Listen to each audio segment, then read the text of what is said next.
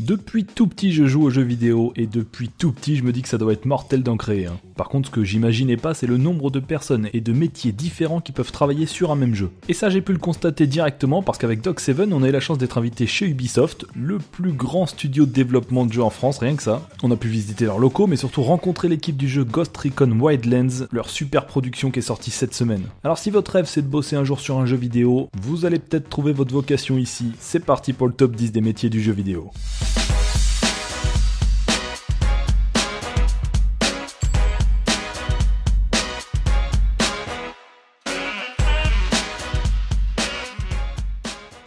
Numéro 10, le producteur senior. La création d'un jeu vidéo, ça commence par une toute petite équipe et un chef de projet qui la dirige. Et ben c'est le rôle du producteur senior et c'est un poste super important parce qu'il va devoir gérer les différentes équipes qui travaillent sur le jeu et qui vont grandir au fur et à mesure du développement. Mais surtout il va devoir gérer les contraintes budgétaires et respecter les délais annoncés. En gros c'est le chef d'orchestre qui va faire le lien entre tous les métiers qu'on va voir dans cette vidéo ou entre les différents studios qui peuvent bosser sur un même jeu. Et pour ça il va falloir faire preuve de fermeté mais aussi de diplomatie. Et chez Ubisoft on a rencontré Nourdine Aboud qui a tenu ce rôle pour le jeu Ghost Recon Wildlands et je lui ai demandé si c'était lui le big boss sur ce jeu. Vous êtes patron de là où vous travaillez.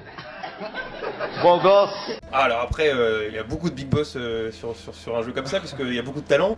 Dans notre industrie, on a souvent ça, c'est dur à comprendre pour des gens qui sont à l'extérieur, qui se disent tiens, je voudrais bosser dans les jeux vidéo, tiens, j'ai plein d'idées, tiens, pourquoi est-ce qu'ils font pas ça? En fait, le plus dur, à la base, c'est pas nécessairement l'idée, parce que des idées on en a plein, on a des gens talentueux, il y a plus de 10 000 employés chez Ubisoft, je pense qu'il y a au moins 10 000 idées, même des bonnes idées. Par contre, et là pour le coup, tout à l'heure tu parlais de chacun son rôle, s'il y a bien un rôle que j'ai, c'est pour le coup mon rôle de producteur, c'est une fois que c'est parti, qu'on a à peu près les idées claires, et qu'on a le plan, les gens, les ressources, lorsqu'on est tous d'accord, s'il y a bien un qui rappelle, et ça tous les jours, il n'y a pas eu presque une journée où j'ai pas eu un moment où j'ai rappelez-vous pourquoi est-ce qu'on est là, qu'est-ce qu'on s'est dit.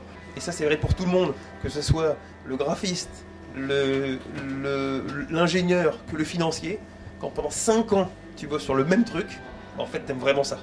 Numéro 9, le directeur créatif. Encore un métier auquel on ne pense pas tout de suite quand on parle de création de jeux vidéo, et pourtant on pourrait comparer son rôle à celui du réalisateur d'un film. Là encore, autant vous dire que sa mission est primordiale. Lui aussi fait partie de la petite équipe de départ, il pense le jeu globalement, son ambiance, son rendu, son gameplay, le comportement et l'interaction des personnages. En gros, c'est lui qui crée l'univers du jeu, et les développeurs et artistes vont travailler à partir de ses directives. Et ce qu'il faut dire, c'est qu'il a beaucoup de pression, parce que si quelque chose ne va pas dans le jeu, c'est sur lui que ça va retomber en premier. Par contre, quand le résultat est réussi, bah c'est carrément grâce à lui. Ça vous plaît? C'est moi qui l'ai fait. Et pour le dernier Ghost Recon, c'est Eric Cousian qui a imaginé un univers aussi cohérent que possible. Creative Director, c'est un peu comme réalisateur dans le cinéma, donc on crée l'univers, le contexte du jeu, toutes les règles, et puis on s'assure d'être le filtre ensuite une fois que tout est parti en production pour que ça respecte cette vision, quoi. Ok, toi le but c'est qu'à la fin ça soit cohérent, qu'on soit dans le jeu, dans l'histoire, qu'on ait plus l'impression de jouer à un jeu, mais qu'on soit... qu'on soit dans les... de faire vivre l'expérience de forces spéciales qui vivent ce genre de choses. T'essayes de communiquer la vision en prenant des références qui peuvent exister dans le cinéma, la musique, le jeu vidéo. Et ça veut dire que tu utilises ces références-là pour exprimer à l'équipe et aux gens avec qui tu travailles, voilà c'est quoi l'objectif final. Numéro 8, les documentalistes. Un poste qu'on ne retrouve pas dans tous les jeux, mais dès qu'on va reproduire un monde ou un lieu qu'on connaît peu, il va falloir commencer par l'étudier. Et c'est là qu'interviennent les documentalistes ou les recherchistes. Oui, ça se dit comme ça. Ils collectent un maximum d'informations ou de documents en rapport avec le jeu ou l'histoire, et après ils doivent les classer pour pouvoir les retrouver rapidement. Comme tous ceux qui vont créer l'histoire et les graphismes vont en avoir besoin, il faut ensuite partager les infos, sinon ça sert à rien. Non, ne regardez pas. Partez, méchant, salaud. C'est mes histogrammes. Surtout celui-là, là. C'est à moi. Et chez Ubisoft, ils ont envoyé toute une équipe directement en Bolivie pour prendre des photos, enregistrer des sons, s'imprégner de ce pays avant de le recréer depuis Paris. Nous, on allait effectivement sur place, on s'est divisé en plusieurs équipes. On a fait toutes ces études géologiques, sociales, politiques, et puis en fait même en lisant même des livres qui sont aujourd'hui dans le public, c'est des choses qui sont racontées. Donc on sait que ça existe. Donc tout ça, tu peux le voir sur internet, tu peux le lire dans des livres, mais tant que tu ne vis pas les choses avec ces gens-là, après tu as envie par amour d'empathie pour ces gens-là de le retranscrire à l'intérieur du jeu, de le remontrer, quoi. Numéro 7, les scénaristes. Et oui, raconter une bonne histoire, c'est un métier. Et à part dans les jeux de sport, le scénario, c'est important. Et encore, même dans ces jeux, maintenant, il y a un scénario. Mais bref, c'est bien à ce moment-là qu'interviennent les scénaristes. Il faut que l'univers soit créé pour que le scénario s'y intègre, et pas l'inverse. On imagine les personnages, avec leur personnalité, l'intrigue et son dénouement, comme au cinéma. Sauf que là, le joueur va devoir intervenir sur le scénario, en faisant des choix qui vont peut-être l'influencer, ou en débutant des chapitres dans l'ordre qu'il veut. Et les scénaristes, avec les dialoguistes, imaginent ce que les personnages peuvent se dire entre eux. Et comme les campagnes de jeux vidéo durent souvent plusieurs dizaines d'heures, il y a beaucoup plus de lignes de texte que dans un film d'1h30. Donc c'est un boulot qui demande énormément d'imagination. Père Castor, raconte-nous une histoire. Quand tu crées un open world, tu as intérêt d'abord à trouver c'est quoi le contexte et c'est quoi le pays. Ensuite, tu t'écris l'histoire. Mais en fait, c'est un peu le travail de toute mesure gardée et humblement, le travail de Tolkien, si tu veux. Ouais. Dans Le Seigneur des Anneaux, il a d'abord créé un univers et ensuite tu crées une histoire. Quand tu fais ça, en fait, tu es sûr que tu crées une cohérence.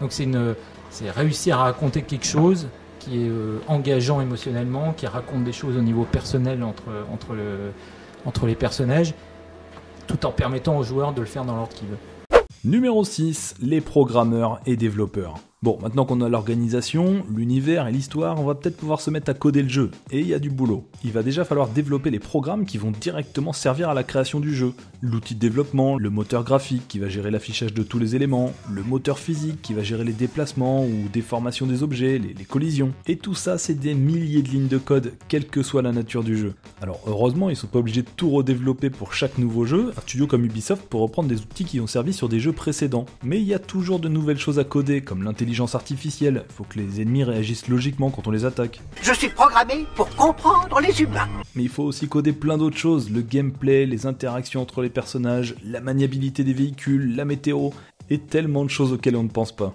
Le jeu vidéo, c'est ce qu'on appelle une industrie prototypale, à base de prototypes. C'est un peu comme si en fait tu faisais un film et qu'à chaque fois il fallait que tu inventes ta caméra. On se rend pas compte à quel point la technologie est centrale, à quel point c'est un univers de mathématiciens et de matheux. Ce que je veux dire par là, c'est que nous dans notre jeu, il se trouve qu'on a des grands mondes très variés. Une fois qu'on a l'idée, c'est autre chose, il faut être capable de les produire. Et c'est que quand on a obtenu le prototype où le monde fonctionnait qu'on s'est dit en fait on peut le faire. Numéro 5, les graphistes. Ça c'est un métier qu'on visualise tout de suite quand on parle des artistes qui créent des jeux vidéo. Et le terme est très vaste parce qu'il comprend plein de spécialistes dans différents domaines en rapport avec l'image du jeu. Certaines productions font d'abord appel à des dessinateurs qui vont faire naître l'image du jeu avec leurs croquis et esquisses, d'après ce que leur décrit le directeur créatif et ce que leur inspire le scénario. C'est avant tout un animateur d'espace, un modeleur de vide.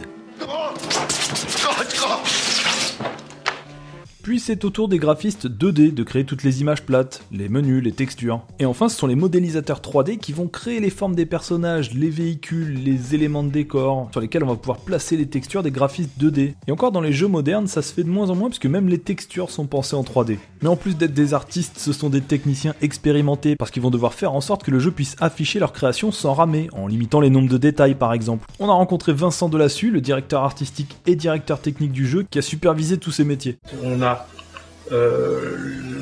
ce qu'on appelle la core team, donc c'est l'équipe un peu cœur du projet et n'est pas forcément très nombreux en fait à ce niveau-là, mais c'est des personnes qui sont aussi bien à l'aise en technique qu'en art.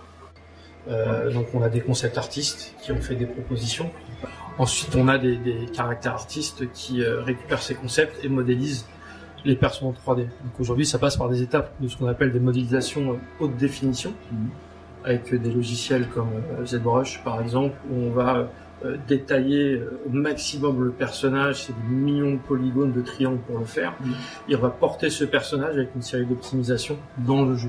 Numéro 4, les animateurs. L'animation, ça parle à tout le monde. On sait que c'est ce qui fait bouger tout ce qui bouge dans le jeu, quoi. Mais on se doute moins que c'est un des métiers les plus complexes et qui demande le plus de temps dans un jeu vidéo. Animer les créations des graphistes, ça prend des heures pour quelques secondes de mouvement. Et c'est très exigeant parce que ce sont ces gestes ou ces expressions du visage qui vont donner vie aux personnages et qui vont leur donner une partie de leur caractère. Ils se servent d'une sorte de squelette pour animer chaque partie du corps, mais il y a aussi des animations plus complexes comme celle des vêtements ou de la végétation. Et le rendu du mouvement doit donner au joueur la sensation que la matière est souple ou rigide. Alors là, écoutez, Pierre, vous qui souhaitez de l'animation, de ce côté-là, c'est parfaitement réussi. Faut donc bien maîtriser la physique pour imaginer et créer chaque animation, souvent des cycles que le jeu va répéter, comme un perso qui court par exemple. Beaucoup de studios utilisent aussi la motion capture, c'est le fait d'enregistrer numériquement les vrais mouvements d'acteurs. Mais même avec cette technologie, on a quand même besoin des animateurs pour relier toutes les animations entre elles.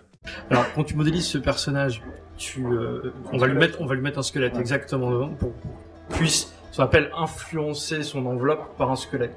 Un peu comme dans la vraie vie, c'est ton os qui porte la chair, on va dire. Voilà, c'est pareil. Et après, il y a une équipe d'animateurs qui vont venir animer ces personnages en bougeant chaque membre. Ou alors on fait de la capture, ce qu'on appelle de la motion capture, où on emmène des acteurs dans une pièce et on capture avec des capteurs et des caméras spécifiques leurs mouvements qu'on réintègre dans le jeu. Donc là, on est sur des formats plus type cinématique ou même sur les zones de gameplay on le fait, mais c'est des animations qui sont plus découpées. Donc des fois on revient à la main dessus. Donc on jongle un petit peu entre toutes ces techniques. Ça va jusqu'au visage, aux yeux qui bougent, à la bouche. On anime même les textures maintenant pour les plis du visage, ça va pas aller très loin. Numéro 3, le level designer. Lui, comme son nom l'indique, il va imaginer et concevoir les différents levels du jeu. Je suis l'architecte. Il connaît le style graphique que souhaite retranscrire le directeur créatif, mais il va falloir le penser pour un jeu vidéo, c'est-à-dire avec des personnages qui évoluent dedans. Alors dans les jeux 2D à l'ancienne, on pouvait encore le dessiner sur papier, mais dans les jeux modernes, surtout ceux avec un monde ouvert, c'est un vrai casse-tête. Par où le personnage peut passer? Est-ce que ça reste cohérent par rapport à l'histoire du jeu? Est-ce que ce n'est pas trop dur? Ou trop facile? Ça aussi, ça peut être un problème. Il est trop simpliste ce jeu, tu trouves pas que c'est super énervant de jouer un jeu aussi simpliste? Il faut prendre en compte tout ça pour pouvoir créer et modifier la map. Et justement, Ghost Recon Wildlands c'est un monde ouvert, et la tâche de Yannick Signaodé, le directeur technique environnement, était énorme. On a, des façons, on va dire, artistiques de placer les objets dans la composition pour faire en sorte qu'on ne ressente pas la répétitivité. Ce qu'on dit le breakthrough du jeu, c'est qu'on a quand même un monde qui est vraiment, vraiment immense.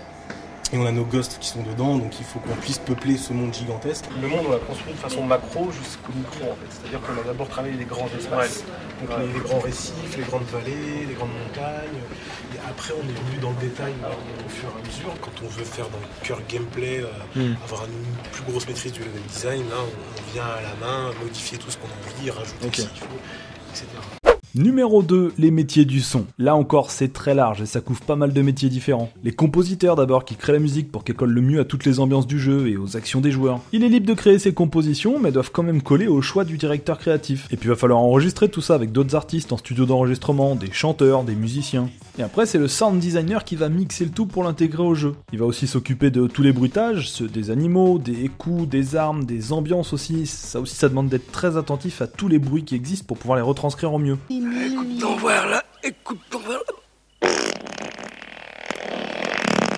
La plupart du temps, tout ça est enregistré, puis retravaillé numériquement pour que ça colle avec ce qui se passe dans le jeu, un moteur qui accélère ou décélère selon la conduite d'un joueur, ou des bruits qui résonnent plus ou moins fort selon le lieu. Et tous ces métiers sont encadrés par l'audio-directeur, et sur Wildlands, c'est Ghislain Soufflet qui a tenu ce rôle. Alors, vu que le son est assez central dans une production de jeux vidéo, nous on travaille vraiment avec tout le monde, quoi. Donc on met des sons sur des vidéos, on met des sons sur des menus, on met des sons sur des animations, on met des sons dans le monde, voilà, donc on met du son partout.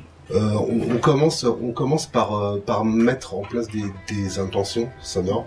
Alors les intentions sonores, ça peut être, on va aller piocher dans toutes les catégories différentes de sons, tout ce qui est représentatif, ce que nous on trouve représentatif de l'émotion qu'on veut faire passer au joueur, de comment on veut faire passer l'émotion au joueur, quoi. On peut très bien mettre des trucs qui paraissent complètement secondaires, mais qui nous paraissent super importants. Ça peut être des ambiances, ça peut être le rendu des guns, ça peut être juste les sons du déplacement du personnage, comment on veut que ça sonne au final, et en gros, tout ce qu'on entend dans le jeu, ça passe à un moment ou à un autre par mois.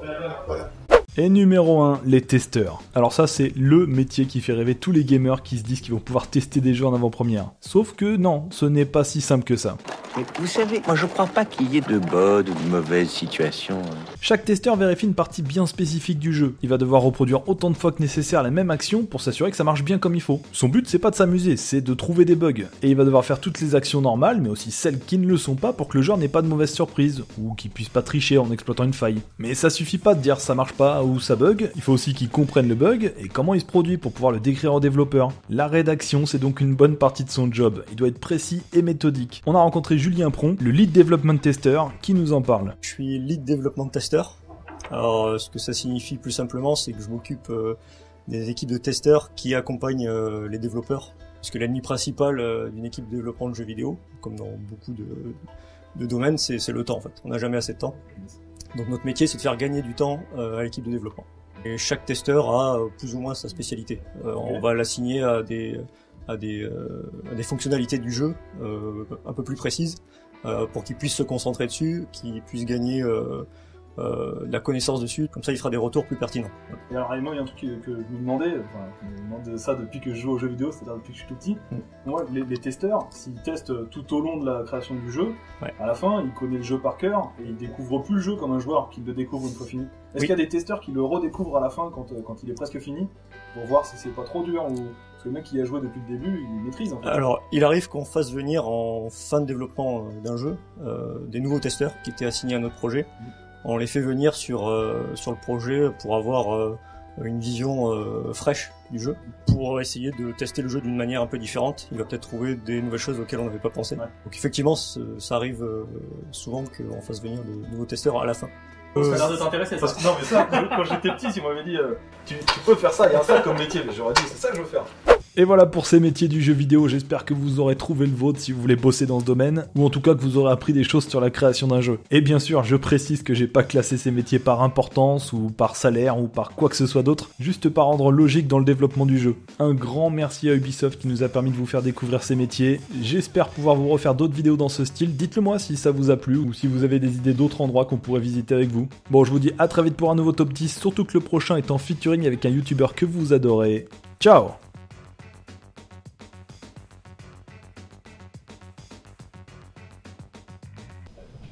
Et je travaille là, monsieur.